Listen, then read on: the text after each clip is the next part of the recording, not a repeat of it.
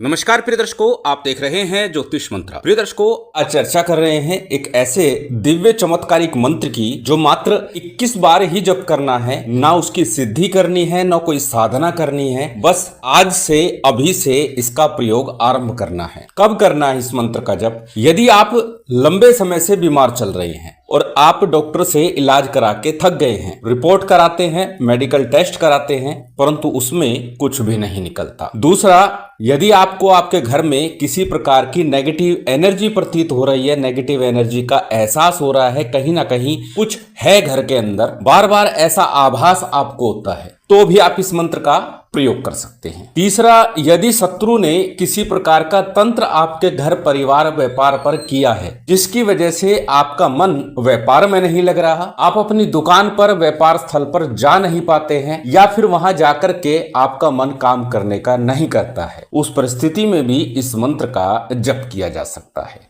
कहने का अभिप्राय, भूत प्रेत हो, तंत्र बाधा हो, किया कराया हो, किसी भी प्रकार की परिस्थिति बनी हुई हो, तो ये मंत्र निश्चित काम करेगा। क्योंकि अनेकों ने एक बार चर्चा करते हुए बोलता हूं, रोग केवल शरीर का नहीं होता, हमारे मन का होता है, जिसे हम बुद्धि बंधन कहते हैं। काम करने की इच्छा नहीं होती, या काम करने की कई बार इच्छा तो होती है, परंतु उठने का मन नहीं होता। केवल विचार बनता है कि ऐसे कर लूंगा, ऐसे कर लूंगा, परंतु नहीं कर पाते। तो फिर निश्चित मानिएगा कहीं ना कहीं आप रोग की चपेट में है, तंत्र बाधा की चपेट में है। दूसरा, शरीर में भारीपन महसूस होता है, कंधे पर, सिर में भारीपन महसूस होता है, वजन महसूस होता है, या फिर घर में व्यापार स्थल पर अजीब सी शांति छाई रहती है, जैसे शमशान की शांति हो। घर में बच्चे भी हैं, बड़े भी हैं, बूढ़े भी हैं, परंतु घर में अजीब सी शांति का माहौल बना हुआ है, तो ये तंत्र के लक्षण होते हैं। और आज का ये मंत्र मात्र 21 बार इसका जप करना है। बार बार एक बात और बोलता हूं, अधिकस्य अधिकम फलम, जितना अधिक करेंगे उतना श्रेष्ठ लाभ होगा। आज के मंत्र के लिए भी कहूंगा कि यदि लंबे समय से पीड़ित हैं, परेशान हैं, तो जितना अधिक हो सके इस मंत्र का जप कर लीजिएगा।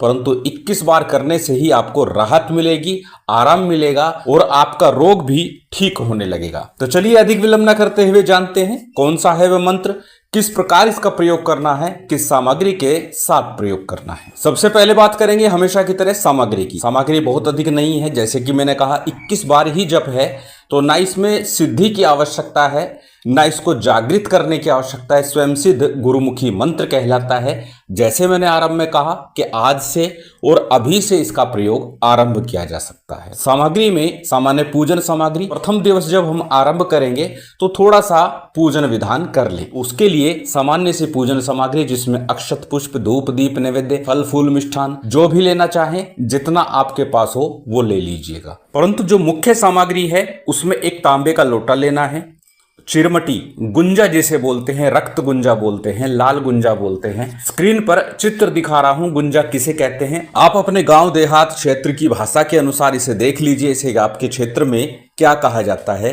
चिरमटी, गुंजा या फिर रत्ती, जो भी आप बोलते हैं, इसे मार्केट से आपको लेकर के आना है। इसके साथ में कर्म साक्षी के रूप में तिल तेल, सरसों के तेल या घी का कोई भी दीपक आप लगा सकते हैं। आवश्यकता नहीं है, केवल प्रयोग करना है मंत्र के साथ में। अब किस दिन से करना है, आरंभ में ही कह चुका हूं, आज से कर लीजिए, अभी से कर लीजिए, परंतु श्रेष्ठ होगा जब प्रयोग का आरंभ किया जाए उस दिन मंगलवार का दिन हो, और साथ ही साथ समय जो हो वो हो 11:50 सुबह, दोपहर 12:35 या 40 मिनट के लगभग, क्योंकि इस समय में अभिजीत मुहूर्त होगा। ये स्वयं सिद्ध मुहूर्त है, इसमें किया गया कार्य निश्चित सफल होता है। क्योंकि अक्सर बोलता हूं कि जब भी हम कोई प्रयोग आरंभ करें तो सिद्ध योग मुहूर्त में आरंभ करें, जिससे कि हमारा प्रयोग शीघ्र सफल हो और पूर्ण हो। तो जिस दिन भी आप ये प्रयोग आरंभ कर रहे हैं, अपने घर में उत्तर अथवा पूर्व मुख होकर के बैठ जाइएगा। किसी व्यक्ति विशेष के ऊपर करना चाहते हैं, कोई व्यक्ति बीमार है उसके लिए करना चाहते हैं, तो जिस समय आप ये प्रयोग कर रहे हो वो व्यक्ति घर में मौजूद हो। घर में व्यापार स्थल के लिए कर रहे हैं तो जहां के लिए कर रहे हैं वहीं पर बैठ करके आपको ये प्रयोग संपन्न करना है। अब करना कैसे है, उत्तर अथवा पूर्व मुख होकर के बैठ गए,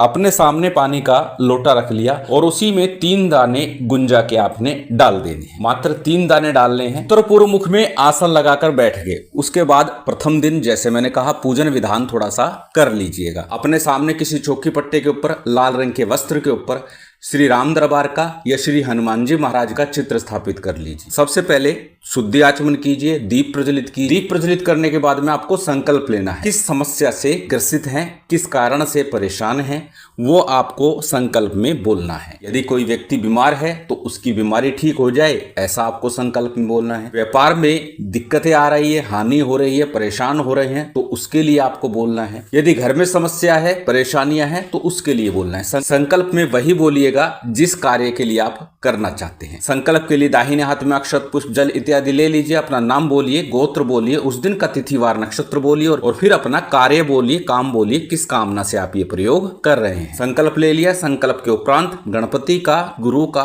कुलदेव, पितृदेव, स्थान देव, इनका सामान्य सा ध्यान पूजन, जो भी सामग्री आपके पास है उतने से कर लीजिए। इसके साथ ही सीताराम जी का, श्री हनुमान जी महाराज और भैरव जी का भी सामान्य पूजन विधान कर लीजिएगा। सामान्य सा पूजन विधान, जो भी सामग्री आपके पास है, जितनी व्यवस्था आपकी बन गई है, उतने से ही पूजन कर लीजिए। अनिवार्यता पुनः कहूंगा पूजन विधान की नहीं है, केवल मंत्र का जप ही अपने आप में पर्याप्त है, श्रेष्ठ है। जब आपका पूजन विधान संपन्न हो जाए, उसके बाद 11 बार गणपति मंत्र और 11 ही बार आपको गुरु मंत्र का जप करना है। संभव हो एक एक माला कीजिए, ज्यादा श्रेष्ठ होगा, परंतु 11-11 बार अवश्य कीजिएगा। उसके बाद आज का जो मूल मंत्र है, इसका आपको जप करना है। अब जप करते समय पानी के लोटे में आपने 3 गुंजा रत्ती डाली हुई है, चिरमिटी डाली हुई है, उसको अपने समक्ष रखिएगा और फिर इस मंत्र का जप कीजिएगा। 21 बार ही जप पर्याप्त होगा। पुनः कहूंगा अधिकस्य अधिकम फलम, जितना अधिक करेंगे उतना श्रेष्ठ होगा। परंतु साधकों के लिए कहना चाहूंगा, दूसरों के लिए प्रयोग करना चाहते हैं तो एक माला नित्य प्रति आपको करनी है। 11 दिवस का विधान करना है। 11 दिन के बाद ही आप दूसरों के लिए इस प्रयोग को कीजिएगा।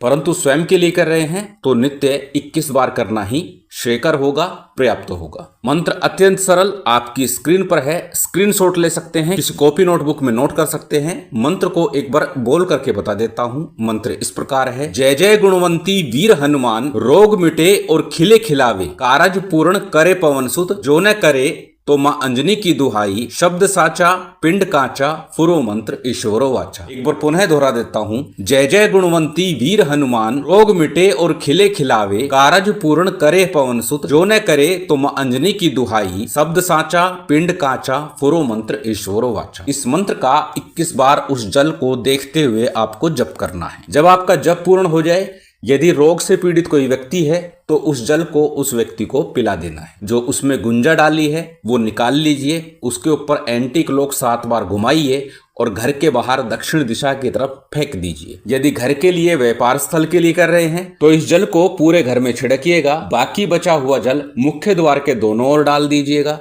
और चिरमटी है पूरे घर में से घुमाते हुए घर के बाहर तीव्रता के साथ फेंक दीजिएगा। इस प्रकार यह प्रयोग आपका पूर्ण होता है। प्रिय दर्शकों, पुनः याद दिला दूं, सभी कुछ लिखित रूप में दिया जाता है। प्रश्न करने से पूर्व लिखित रूप को एक बार अवश्य देख लीजिए ताकि आपका प्रयोग समय पर पूर्ण हो सके, क्योंकि कई बार रिप्लाई करने में विलंब हो जाता है जिससे कि आपका प्रयोग समय पर पूर्ण नहीं हो पाता। इसलिए लिखित रूप को अवश्य देखा कीजिए। अत्यंत सरल विधान, अत्यंत सरल प्रयोग है, करके लाभ अवश्य उठाइए। शिव शक्ति की विशेष कृपा आप सभी को प्राप्त हो, यही कामना है। उम्मीद करता हूं आज की ये जानकारी, ये वीडियो आपको अच्छी लगी होगी। यदि अच्छी लगी हो तो कृपया लाइक कीजिएगा, शेयर कीजिएगा। यदि चैनल पर नए हैं तो सब्सक्राइब कर बेल आइकन बटन दबा दीजिएगा। जय माता दी, जय श्री राम।